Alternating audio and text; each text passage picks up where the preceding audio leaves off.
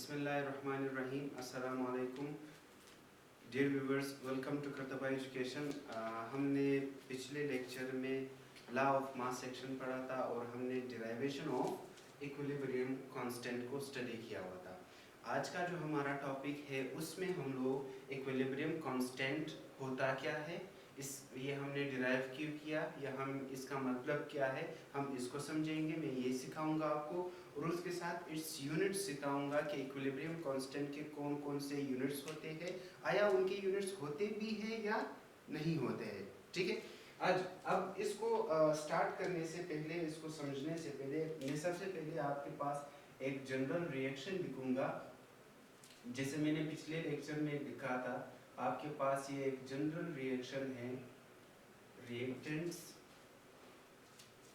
After reaction, reversible reaction है C plus और ये आपके पास D आया।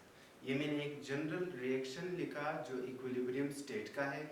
पहला सवाल आपसे कोई पूछे कि इक्विलिब्रियम कांस्टेंट क्या होता है, तो आपका पहला सवाल मैथमेटिकल आंसर नॉर्मली साइंस में सबसे इजी आंसर है। अगर आप किसी भी हवाले से उसको, अगर उसकी मैथमेटिकल फॉर्म है, जैसे कि अभी केसी की हमारे पास मैथमेटिकल फॉर्म है, इक्विलिब्रियम कांस्टेंट की हमारे पास मैथमेटिकल फॉर्म है, तो आप अपना पेन उठाओगे और उसके सामने एक पेज पर ऐसे C, ये C इंटू D, ये D divided by A concentration A और ये आपके पास B कंसंट्रेशन B। ये आप उसके सामने इक्विलिब्रियम कांस्टेंट का इक्वेशन लिखोगे और जैसे जनरली हमारे यहाँ होता है is called as equilibrium constant. ये इक्विलिब्रियम कांस्टेंट है। अगर आपसे कोई भी पूछे कि इक्विलिब्रियम कांस्टेंट क्या है, तो आप उसे कहोगे कि इसको इक्विलिब्रियम कांस्टेंट कहते हैं। ये जो सारा केमिकल इक्वेशन है इसको इक्विलिब्रियम कांस्टेंट कहते हैं। लेकिन अगर वो एक साइंटिफिक बंदा होगा, वो तो ये बात उसको समझ आ जाएगी। लेकिन अगर कोई आम खास बंदा होगा तो आप उसको फिर कैसे समझाएंगे? फिर आप उसको समझाने के लिए यहाँ पर सिर्फ और लिखेंगे और ये इसी इक्विलिब्रियम कांस्टेंट के इक्वेशन को आप अल्फाज में उसको ऐसे एक्सप्लेन करेंगे ताकि हर जाने माने बंदे को उसकी पूरी के पूरी समझ आ जाए। फॉर एग्जांपल, अगर दूसरा कोई बंदा आपसे सवाल करता है कि इक्विलिब्रियम कांस्टेंट क्या है, तो आप क्या कहोगे? आप सबसे पहला पॉइंट तो इक्विलिब्रियम कांस्टेंट के बारे में ये बताएंगे कि इक्विलिब्रियम कांस्टेंट असल में रेशो है। क्या है? एक रेशो है। ये इक्विलिब्रियम कांस्टेंट का एक बहुत ही इंपॉर्टेंट पॉइंट है और इसका ताल्लुक उसके यूनिट्स के साथ भी है, वो मैं आपको बताऊंगा। तो सबसे पहला पॉइंट आप स्टार्ट ऐसे करेंगे कि इक्विलिब्रियम कांस्टेंट एक रेशो है। जो किन किन के बीच में रेशो है? रेशो तो जनरली आप समझते हो, जैसे कि अगर मैं आपसे कहूँ कि 3:9, इन दोनों का रेशो निकालो तो आप 1:9, ये इसका रेशो हुआ। इसको सिंपली आपकी याद दहानी के लिए, मैथमेटिक्स स्टूडेंट्स या जो भी है वो आपकी याद दहानी के लिए इसको रेशो कहते हैं। ठीक है, तो केसी जो इक्विलिब्रियम कांस्टेंट है ये एक रेशो है किन के बीच में? अगर आप इसी इक्वेशन से ही समझेंगे, ये रेशो है between the product of the concentration of products. ठीक है, पहला ये C और D, अगर आप C और D को यहाँ फॉरवर्ड रिएक्शन में देखेंगे तो ये C और D A और B के प्रोडक्ट्स हैं। ठीक है, और इस रिएक्शन में हमने सबसे पहले A और B के प्रोडक्ट्स लिखे हैं। ठीक है, तो यहाँ पर मैंने लिखा है product of the concentration of products. ठीक है, इन दोनों के जो प्रोडक्ट्स बने हुए हैं A और B के, उनके कंसंट्रेशन के प्रोडक्ट को, उनके कंसंट्रेशन के प्रोडक्ट को, फॉर एग्जांपल ये कंसंट्रेशन, इस कंसंट्रेशन D की कंसंट्रेशन की जो भी वैल्यू आएगी आपके पास और C की कंसंट्रेशन की जो भी वैल्यू आएगी आपके पास, जब आप उनको आपस में मल्टीप्लाई करेंगे उसका जो प्रोडक्ट आएगा। यहाँ पर एक और भी चीज, raise to the power of coefficient. Coefficient generally मैंने आपको समझाया था कि अगर आप 2H2 प्लस O2 की बात करेंगे तो H2O आएगा। ये जो बेसिक वैल्यूज है जो यहाँ पर 1 है, इनको हम लोग कोएफिशिएंट आसान अल्फाज में कहते हैं, ठीक है। तो यहाँ पर ये raise to the power of coefficient से हमारा ये मुराद है कि हम सिर्फ हाइड्रोजन और ऑक्सीजन के प्रोडक्ट को नहीं लेंगे, ठीक है। अगर हम यहाँ पर प्रोडक्ट की बात कर रहे हैं, नीचे हम रिएक्टेंट्स की भी बात करेंगे, रिएक्टेंट्स का आपको समझा, हम सिर्फ हाइड्रोजन और ऑक्सीजन के प्रोडक्ट की बात नहीं करेंगे, हम हाइड्रोजन को 2 की पावर तक रेस करेंगे, यानी कि एक हाइड्रोजन की मोल की बात नहीं करेंगे बल्कि 2 की करेंगे। यहाँ पर जितना भी रिक्वायर्ड होगा, जितना भी हमारे पास रिएक्शन में होगा, हम उस दोनों प्रोडक्ट्स को या उन दोनों रिएक्टेंट्स को उस हद तक रेस करेंगे, raise to the power of coefficient, उस हद तक रेस करेंगे, मतलब 2 है 3 है जितना भी है, और उसके बाद उन दोनों को आपस में मल्टीप्लाई करेंगे, उससे जो नतीजा आएगा उसे हम लोग ये कहेंगे product of the concentration of product raise to the power of coefficient. इसको मैं आपके लिए आसान अल्फाज में, अगर मैं बहुत ही इजी मैथमेटिकल फार्मूले से आपको समझाना चाहूँ इसी चीज को, तो आप इसको ऐसे, ये जनरल में आपके समझाने के लिए इस प्रोडक्ट ऑफ प्रोडक्ट वगैरह को समझाने की कोशिश कर रहा हूँ, ठीक है। फॉर एग्जाम्पल, अगर हमारे पास सी में उस केमिस्ट्री के लिहाज से छोड़ करके मैथमेटिक्स के स्टैंडर्ड पे आके आपको ये चीज़ समझा रहा हूँ, अगर हमारे पास C2 है और ये आपके पास, और C की कंसंट्रेशन भी 2 है, और अगर आपके पास D जो है वो 3 है, और ये D की जो छोटी D है उसकी कोएफिशिएंट वो भी 2 है, ठीक है।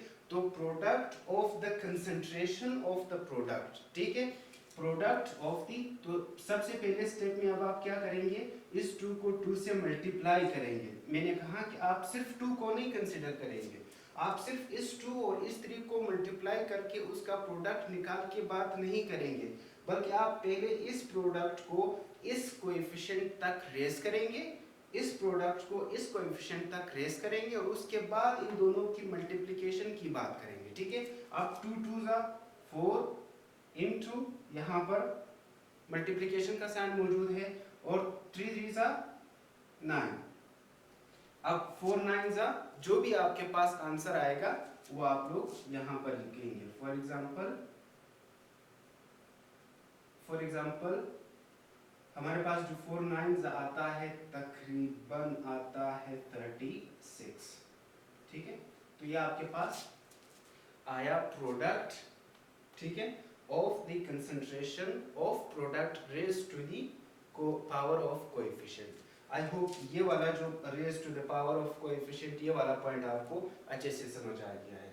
तो इसीलिए आप कहेंगे कि इक्विलिब्रियम कांस्टेंट एक रेशो है किनके बीच में, product of the concentration of product raise to the power of coefficient उसके बीच में, और product of the concentration of reactants, ठीक है, ये product of the concentration of product raise to the power of coefficient है, और ये product of the concentration of reactants raise to the power of coefficient है। तो जब आप उनसे ये कहोगे कि इक्विलिब्रियम कांस्टेंट, असल में इसको प्रोडक्ट ऑफ प्रोडक्ट थोड़ा सा इजी करें आसान अल्फाज में, आप कहोगे कि इक्विलिब्रियम कांस्टेंट एक रेशो है जो हम प्रोडक्ट के बीच में और उसके रिएक्टेंट्स के बीच में से बीच का जब हम रेशो निकालते हैं तो उस रेशो को हम लोग इक्विलिब्रियम कांस्टेंट कहते हैं। आसान ये हुआ। अब इसका नतीजा, ये जो उसका प्रॉपर डेफिनेशन या प्रॉपर टर्म्स है ये उसके हवाले से है। आसान अल्फाज में हमारे जनरल लैंग्वेज में अगर आप इसको देखना चाहेंगे तो वो आपके पास ये होगा कि KFC रेशो है between product of the products, ठीक है, is the ratio between products of the products and product of the reactants। जब आप product of product और product of reactants के बीच में रेशो निकालेंगे तो उस वैल्यू को हम लोग इक्विलिब्रियम कांस्टेंट कहते हैं। ये तो हुआ आपके पास इक्विलिब्रियम कांस्टेंट का जनरल कॉन्सेप्ट, जनरल डेफिनेशन कि आप इक्विलिब्रियम कांस्टेंट को कैसे समझेंगे या किसी को बतलाएंगे कि इक्विलिब्रियम कांस्टेंट होता क्या है। इसके बाद जो इसका दूसरा पोर्शन है वो है इसकी यूनिट्स का। दूसरा सवाल ये रेज होता है कि इक्विलिब्रियम कांस्टेंट के यूनिट्स क्या होते हैं। एक चीज मैंने आपको जब रेशो बताई तो मैंने यूनिट्स के साथ इसको मुंसलिक किया। आप ये बात हमेशा याद रखेंगे, जब भी रेशो की बात होती है तो मैथमेटिक्स में उसके यूनिट्स नहीं होते, ठीक है। Whenever you will talk about ratio, then that specific ratio would never have any units, ठीक है। जब भी आप किसी भी दो चीज़ों के बीच में रेशो की बात करेंगे उनके यूनिट्स नहीं होंगे। आप इसको मेमोरी में इसी तरीके से रखें। अब हम इस बात को प्रूव करेंगे कि उसके यूनिट्स कैसे नहीं होते हैं, ठीक है। फॉर एग्जांपल मैं यहाँ पे एक रिएक्शन लिख रहा हूँ, हाइड्रोजन प्लस आयोडीन, ठीक है, और ये दोनों मिल करके बना रहे हैं हाइड्रोजन आयोडाइड, ठीक है। ये आपके पास क्या है, ये आपके पास एक केमिकल रिएक्शन है डायनामिक स्टेज पे, ठीक है, डायनामिक इक्विलिब्रियम के स्टेज पे। अब इसके यूनिट्स निकालने के, यूनिट्स के जनरल फार्मूला है जो आप फिजिक्स केमिस्ट्री फिजिक्स में करते हो, एक्सेलरेशन, लेंथ के लिए जो मीटर है और टाइम के लिए जो सेकंड से, इस बुनियाद पर, ठीक है। हमें पता है अब यहाँ पर मैं केसी लिखूंगा और सबसे पहले तो मैं इसको इक्विलिब्रियम कांस्टेंट, इस केमिकल इक्वेशन को इक्विलिब्रियम कांस्टेंट की शेप में कन्वर्ट करूंगा, ठीक है। तो सबसे पहले ऊपर हम लोगों ने इसके प्रोडक्ट ऑफ द प्रोडक्ट को लिखना है, जाहिर सी बात है। तो हमारे पास ये प्रोडक्ट क्या है इसका, हाइड्रोजन आयोडाइड, और ये इसका कोएफिशिएंट 2। उसके नीचे हमने क्या लिखा, ये जो नीचे वाले हैं हाइड्रोजन, और उसके साथ हमने लिखा आयोडीन, ठीक है। ये हमने उसको इक्विलिब्रियम कांस्टेंट की इक्वेशन में पुट कर दी उनकी वैल्यू। अब हम इनको यूनिट्स में कन्वर्ट कर रहे हैं, ठीक है। यहाँ पे मैं लिख रहा हूँ कि मैं इनको यूनिट्स में कन्वर्ट कर रहा हूँ। तो यूनिट्स में जब आप इनको कन्वर्ट करेंगे, अब चूंकि इस कोएफिशिएंट से मुराद है नंबर ऑफ मोल्स, ठीक है, और हमें पता है जितनी भी जो कंसंट्रेशन की यूनिट है वो आपके पास है मोल पर क्यूबिक डेसीमीटर, ठीक है। ये आपके पास कंसंट्रेशन की यूनिट्स है। अब ऊपर हमें पता है कि हमारे पास कितने मोल्स मौजूद है, 2 मोल्स मौजूद है। तो हम कहेंगे कि हमारे पास प्रोडक्ट के 2 मोल्स मौजूद है, ठीक है। इसी तरीके से हमने इसको डिवाइड का यही साइन लगाया। हाइड्रोजन हमारे पास ये कितने मोल में मौजूद है, इसके हमारे पास एक ही मोल मौजूद है, ठीक है, हाइड्रोजन गैस के। तो मैं यहाँ लिख रहा हूँ मोल पर क्यूबिक डेसीमीटर, ये एक, और ये जो दूसरा आयोडाइड है उसकी भी हमारे पास कितने मोल मौजूद है, एक ही मोल मौजूद है, ठीक है। तो ये हुआ पर क्यूबिक डेसीमीटर, ठीक है। अब आपकी 1 लिखा नहीं जाता है वैसे, लेकिन मैं आपके लिए, आपकी आसानी के लिए मैं एक छोटा सा यहाँ पे 1 लिख लेता हूँ ताकि आपको फिर समझ आ जाए, ठीक है। अब ये काटने वाला काम तो मैथमेटिक्स में सबको, स्टूडेंट्स को बहुत शौक होता है, यहाँ से वहाँ कर दो इसको, उसके साथ काट दो, ठीक है। अब ये भी मोल पर क्यूबिक डेसीमीटर है, ये भी मोल पर क्यूबिक डेसीमीटर है, ये भी मोल पर क्यूबिक डेसीमीटर है। अब यहाँ पर अगर इसको मैं ओपन करूँगा तो यहाँ ऊपर भी असल में 2 क्यूबिक मोल पर क्यूबिक डेसीमीटर मौजूद है। तो ये जो 1 क्यूबिक मोल पर क्यूबिक डेसीमीटर है, ये इस 2 में से एक के साथ कट जाएगा, ठीक है।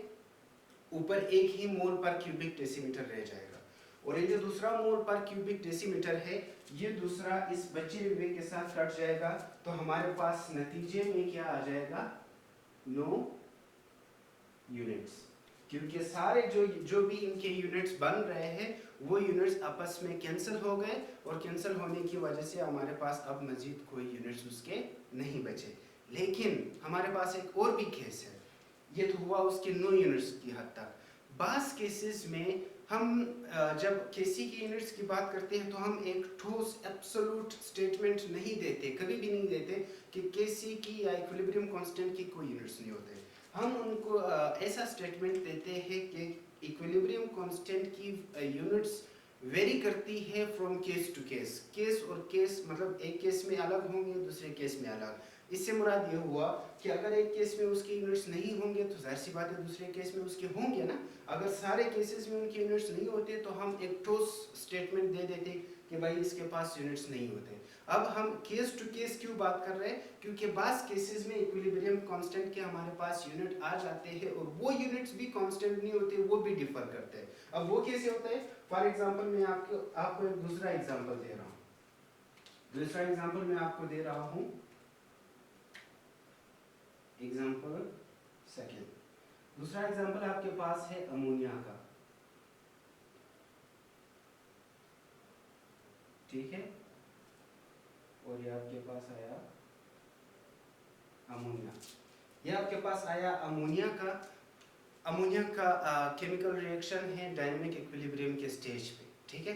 ये अमोनिया का, अब इसको वापस उसी तरीके से हम इक्विलिब्रियम कांस्टेंट की शेप में लिखेंगे। कैसे लिखेंगे, ये इक्विलिब्रियम कांस्टेंट हुआ और ये अमोनिया, सबसे पहले आप प्रोडक्ट लिखेंगे NH3 और इसके साथ जो कोएफिशिएंट है 2 बन गया।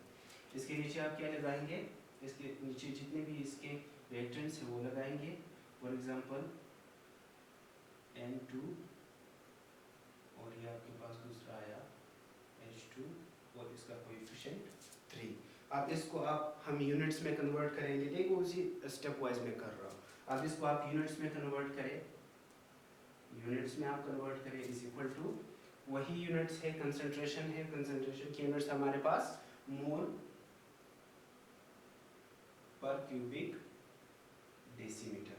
ये हमारे पास आए अमोनिया के, ठीक है, कितने हैं, 2 है, तो ये हमारे पास 2 मोल पर क्यूबिक डेसीमीटर है। दूसरा हमारे पास एक मोल नाइट्रोजन का है, नाइट्रोजन गैस का है, तो यहाँ पर आया मोल पर क्यूबिक डेसीमीटर 1, ठीक है।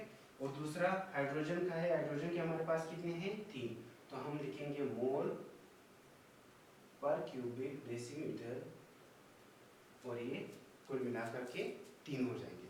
तो अगर आप एक जनरल छोटे वो बिल्कुल बेसिक स्टेजेस से इसको समझना चाहेंगे तो अगर हम देखेंगे तो ऊपर हमारे पास कितने, ऊपर हमारे पास 2 मोल पर क्यूबिक डेसीमीटर है, ठीक है, और नीचे हमारे पास 1 ये है और 3 ये है, ठीक है।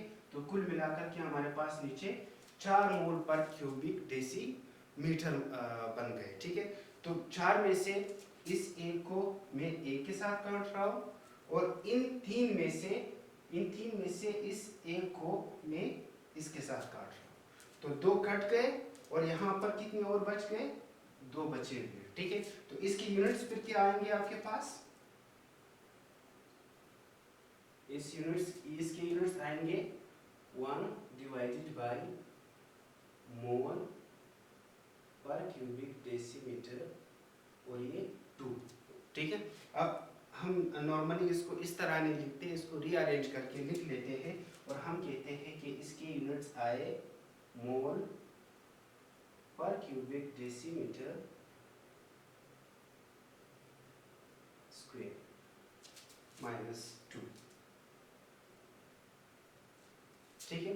अब ये जो आपके पास -2 के यूनिट्स आए, ये इक्विलिब्रियम कांस्टेंट के यूनिट्स है स्पेसिफिकली किस केस के लिए, जब आप इक्विलिब्रियम कांस्टेंट की बात करेंगे अमोनिया के लिए। अगर आप इक्विलिब्रियम कांस्टेंट की बात करेंगे हाइड्रोजन आयोडाइड के लिए, तब उसमें उसके यूनिट्स नहीं होंगे। जितने भी केमिकल रिएक्शन को जैसे आप केमिकल रिएक्शंस को चेंज करते जाएंगे वैसे वैसे उसके यूनिट्स उसके साथ ही डिफर करेंगे। तो मैंने जो स्टेटमेंट दिया कि इक्विलिब्रियम कांस्टेंट की यूनिट्स डिफर करते हैं फ्रॉम केस टू केस, एक केस में अलग होंगे, दूसरे में अलग होंगे, तीसरे में उससे अलग होंगे, मतलब हर केस के अपने अपने हिसाब से होंगे। इसके बाद एक छोटी सी चीज मैं आपको बताऊंगा, वो है फैक्टर्स, ठीक है। क्या है, फैक्टर्स। कौन से फैक्टर्स है जो इक्विलिब्रियम कांस्टेंट को अफेक्ट करती है। 2 फैक्टर्स है, एक फैक्टर हमारे पास है टेम्परेचर, जो इफेक्ट करता है, जो Kc की वैल्यू को चेंज करता है, ठीक है। तो अब आप कहोगे कि Kc डिपेंड्स अपॉन टेम्परेचर। ठीक है, पहला पॉइंट फैक्टर्स क्या है, अगर आपके पास अगर आप केसी की वैल्यू की बात करेंगे और आप टेम्परेचर को अल्टर करेंगे, मतलब स्टार्टिंग में आपने टेम्परेचर 1 रखा है और जब इक्विलिब्रियम पे पहुंचे तो आपने टेम्परेचर को अल्टर कर दिया, तो केसी की वैल्यू भी उसके साथ अल्टर हो जाएगी। मतलब टेम्परेचर के ज़्यादा और कम होने की वजह से केसी की वैल्यू भी ज़्यादा और कम हो जाएगी। मतलब केसी डिपेंड्स अपॉन द टेम्परेचर। दूसरा पॉइंट है इसकी कि केसी does not depend upon initial concentration। दूसरा पॉइंट क्या हुआ कि ये जो Kc की वैल्यू है ये किसी भी केमिकल रिएक्शन के इनिशियल कंसंट्रेशन पर बिल्कुल भी डिपेंड नहीं करता। मतलब आप ऐसा कर सकते हो कि मतलब छोटे लेबोरेटरी के स्टेज पर भी कोई केमिकल रिएक्शन करवा सकते हो तो उसकी केसी की वैल्यू उसी के मुताबिक ही आएंगी और सेम आएंगी। ठीक है, और अगर आप इंडस्ट्रियलाइज एक बड़े मिकदार पर इनिशियल कंसंट्रेशन बहुत ज़्यादा रिएक्टेंट्स को आपस में मिलाओगे तब भी केसी की वैल्यू उसके लिए सेम ही आएंगी। इनिशियल कंसंट्रेशन से मुराद है कि जब आप कोई भी रिएक्शन स्टार्ट करते हो उस वक्त उसकी जो रिएक्टेंट्स है उसकी कंसंट्रेशन कितनी होती है। तो बिल्कुल ये केसी जो है वो इनिशियल कंसंट्रेशन, बाज़ औक़ात लोग मुगालते में बढ़ जाते हैं कि अगर हम लेबोरेटरी छोटे मिकदार से केमिकल रिएक्शन स्टार्ट कराएंगे तो उसकी केसी की वैल्यू कम आनी चाहिए, और अगर हम इंडस्ट्री के लेवल पर कर रहे हैं तो उसकी वैल्यू ज़्यादा आनी चाहिए।